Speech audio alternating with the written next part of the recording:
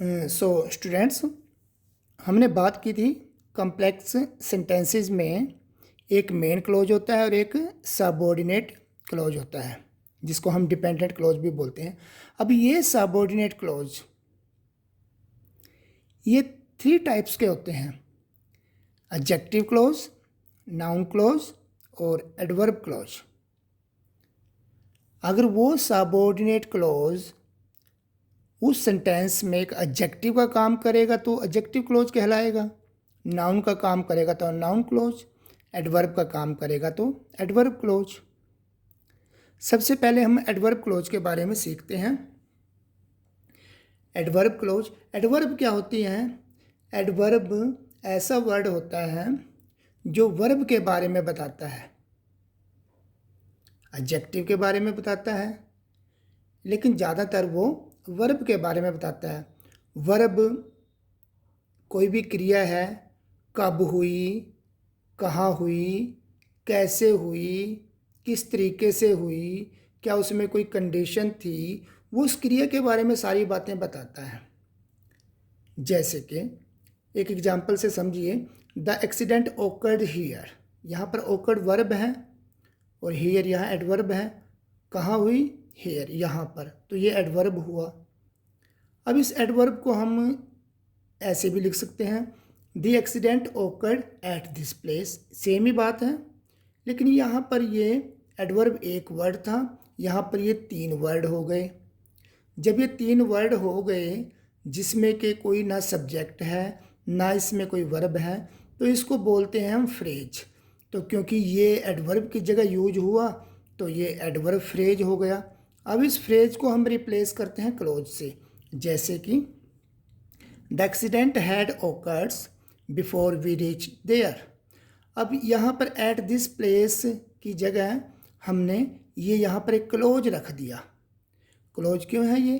क्योंकि ये यहाँ पर एक ये भी क्लोज हुआ, ये भी क्लोज हुआ, और ये क्लोज एक कंजंक्शन से, जो कि एक सबऑर्डिनेट कंजंक्शन है टाइम की, एडवर्ब ऑफ टाइम की कंजंक्शन है, इससे हमने इन दोनों सेंटेंसेस को, सिंपल सेंटेंसेस को जोड़ दिया।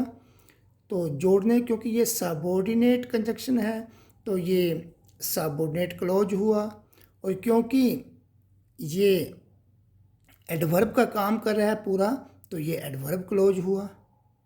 द एक्सीडेंट हैड ओकर्ड, अब ये कब हुआ?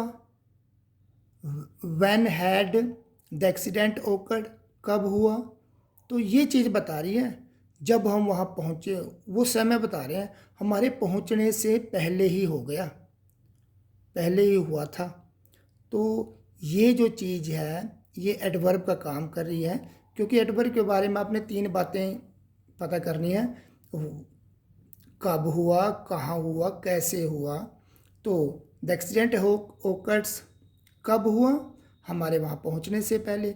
तो हमारे वहाँ पहुँचने से पहले इसको डिपेंड करना पड़ेगा इस मेन क्लॉज पर अपनी बात समझाने के लिए, तो इसलिए ये डिपेंडेंट क्लॉज हुआ जिसको हम सबऑर्डिनेट क्लॉज बोलते हैं।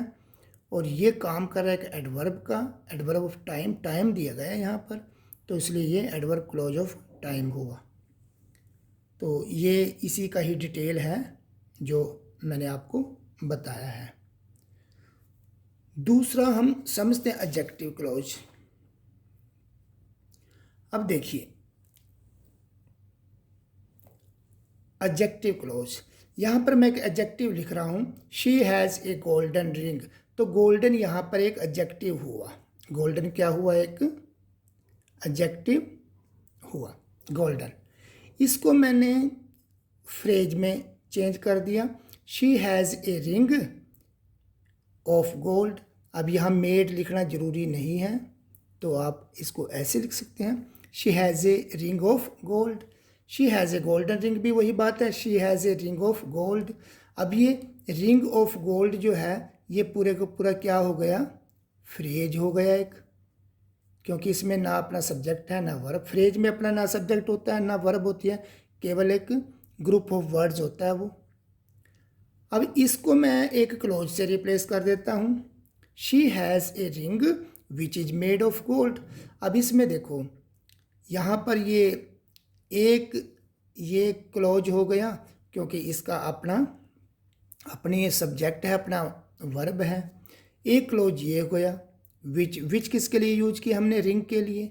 The ring is made of, तो सब्जेक्ट क्या हो जाए? द रिंग, और ये इज़ मेड यहाँ पर क्योंकि वर्ब का काम कर रहा है तो इसलिए ये भी क्लोज हुआ। अब ये क्लोज क्या बता रहा है इस रिंग के बारे में? मेन क्लोज में कोई भी जो नाउन है या प्रनाउन है उसके बारे में अगर कोई चीज़ बता रही है, उस नाउन या प्रनाउन के बारे में उसकी क्वालिटी कोई बता रही है, तो वो क्या होती है? उसको डिस्क्राइब करे कोई चीज़, वो क्या होती है? एडजेक्टिव। तो ये पूरे का पूरा क्या हुआ? Adjective close. तो जैसे यहाँ पर she has a golden ring, अब रिंग की क्वालिटी क्या थी कि वो गोल्डन थी, गोल्ड की बनी हुई थी। शी हैज़ ए रिंग, वो उसके पास एक रिंग है, उस रिंग की क्वालिटी क्या है? Which is made of gold, जो कि गोल्ड से बनी है। तो अब आपको ये भी ध्यान रखना पड़ेगा कि मेन क्लोज में जो वर्ब होती है अगर उसको मॉडिफाई कोई क्लोज कर रहा है तो वो एडवर्ब क्लोज होगा। अगर मेन वर्ब में कोई भी नाउन या प्रनाउन है उसके बारे में अगर सबऑर्डिनेट क्लोज उसके बारे में कुछ बता रहा है तो वो एडजेक्टिव क्लोज हुआ। और अगर यहाँ पर जो ये क्लोज होता है सबऑर्डिनेट क्लोज, अगर ये ऑब्जेक्ट का या सब्जेक्ट का काम कर रहा है तो नेचुरली है वो एक नाउन क्लोज होगा। तो ये यहाँ पर एडजेक्टिव क्लोज हुआ। अब भाई ये कुछ प्रनाउन हैं और ये कुछ ये लास्ट वाली 3 एडवर्ब हैं। ये लास्ट वाली क्या है? 3 एडवर्ब हैं। तो ये क्या है? कुछ ये रिलेटिव प्रनाउन है, इसमें कुछ who, which, in which, on which use कर सकते हैं हम, दैट, हुज, हुम, व्हेन, वेयर, व्हाई। ये एडवर्ब यहाँ पर काम कर रही हैं, लेकिन ये काम इनका डिफरेंट है। मैं आपको समझाता हूँ अभी। जैसे कि अब यहाँ पर इस सेंटेंस में देखो, those who live in glass houses should not throw stones at others. इसमें हमारे 2 क्लॉज हुए। पहला क्लॉज क्या है? Those should not throw stones at others. और दूसरा क्लॉज क्या हुआ? Who live in glass houses. देखो क्लॉज बीच में भी आ सकता है, ज़रूरी नहीं वो साइड में हो, वो सेंटेंस के बीच में भी आ सकता है। कैसे पता चले ये क्लॉज है? नंबर 1 तो यहाँ से ये एक कंजंक्शन से शुरू हो रहा है। यहाँ पर ये रिलेटिव प्रोनाउन है, लेकिन रिलेटिव प्रोनाउन भी कंजंक्शन का काम करते हैं। तो ये यहाँ पर रिलेटिव प्रोनाउन से शुरू हो रहा है और इसका अपना ही हु यहाँ पर सब्जेक्ट है और लिव यहाँ पर वर्ब है। तो ये पूरे का पूरे क्लोज हुआ। और ये दोज शुड नॉट थ्रो, यहाँ भी ये अपना थ्रो है, जैसे वर्ब भी है और दोज इसमें सब्जेक्ट भी है। तो ये भी एक सेंटेंस हुआ। इन दोनों सेंटेंस को हमने जोड़ दिया। किसे जोड़ दिया? रिलेटिव प्रोनाउन से, जो एक कंजंक्शन का काम कर रहा है। तो ये पार्ट क्या हुआ यहाँ पर? ये पार्ट बता रहा है इस मेन क्लोज में किसी भी नाउन प्रनाउन के बारे में। किसके बारे में बता रहे हैं? देखो दोज के बारे में। हु लिव इन, जो घरों में रहते हैं, शिष्य के घरों में रहते हैं। कौन रहते हैं? दोज, उनको नहीं, उनके बारे में। उनको दूसरों के घरों पे पत्थर नहीं फेंकने चाहिए। किनको? Who lives in glass houses. तो ये जो who live in glass house उन दोज के बारे में बता रहा है। तो इसलिए ये कौन सा हुआ? दोज वो हुआ, एक प्रनाउन हुआ। तो उनके बारे में बता रहे हैं। तो ये क्या हुआ फिर? Who live in glass houses यहाँ पर एडजेक्टिव क्लोज है। और ये those should not throw stones at other क्या हुआ? ये यहाँ पर एक मेन क्लोज है। दूसरा देखो, the book which he gave me prove to be of great help to me. अब इसमें भी 2 क्लोज हैं। The book proved to be of great help to me और दूसरा है विच ही गेव मी। विच क्या बता रहे हैं यहाँ पर? ये जो क्लोज है ये यहाँ पर एडजेक्टिव क्लोज है क्योंकि ये इस बुक के बारे में बता रहा है। और मैंने बताया था मेन क्लोज में जो नाउन या प्रनाउन होता है उसके बारे में अगर कोई क्लोज बताए तो वो एक एडजेक्टिव क्लोज होगा। आगे इस टूल के बारे में, ये विच, ऑन विच, इस टूल के बारे में बता रहा है। ब्लाइंड लेन के बारे में, लेन कौन सी होती है? जिसका कोई एंड नहीं। यहाँ पर दैट, यहाँ पर एक कंजंक्शन का काम, वैसे ये प्रोनाउन है लेकिन यहाँ कंजंक्शन का काम कर रहा है। He heart whose heart is clean, यहाँ पर whose heart is clean, whose यहाँ पर एक प्रोनाउन है और ये कंजंक्शन का काम कर रहा है। ये हुज कौन है? ये ही के बारे में बता रहा है। तो ये कौन सा हुआ? यहाँ से यहाँ तक ये हुआ एडजेक्टिव क्लोज, और अगले में ये वाला एडजेक्टिव क्लोज हुआ, और ये those die young men close हुआ। Nobody knows the hours. अब इन 3 सेंटेंसेज में डिफरेंट तरीके से यूज हो रहा है क्या? When, where, why. बस आपने ज़्यादा नहीं, इतना समझना है। अगर व्हेन से पहले वो आवर्स या टाइम दिया गया हो, ऐसे लिखा हो सेंटेंस में, तो ये फिर when he is to die, ये यहाँ पर, क्योंकि व्हेन वैसे एडवर्ब क्लोज में भी यूज होता है ना, समय के लिए, और वेयर प्लेस के लिए, वाई रीजन के लिए।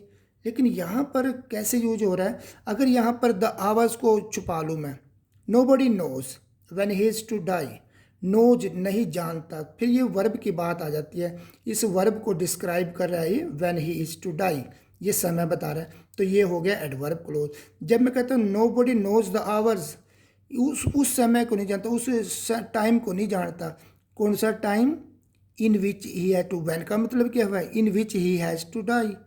तो यहाँ पर जब ये वर्ड लिखे होते हैं ना, the hours, the time, when से पहले, तो फिर ये हो गया एडजेक्टिव क्लोज। वेयर से पहले अगर द प्लेस लिखा हो तो ये हो गया एडजेक्टिव क्लोज। अगर द प्लेस को छुपा लूँ मैं, फिर बोलूँ I know where the intruder are hiding. I know मैं जानता हूँ, जानना ये वर्ब है, इस वर्ब के बारे में ये चीज़ मॉडिफाई कर रही है, तो फिर ये एडवर्ब क्लोज हुआ।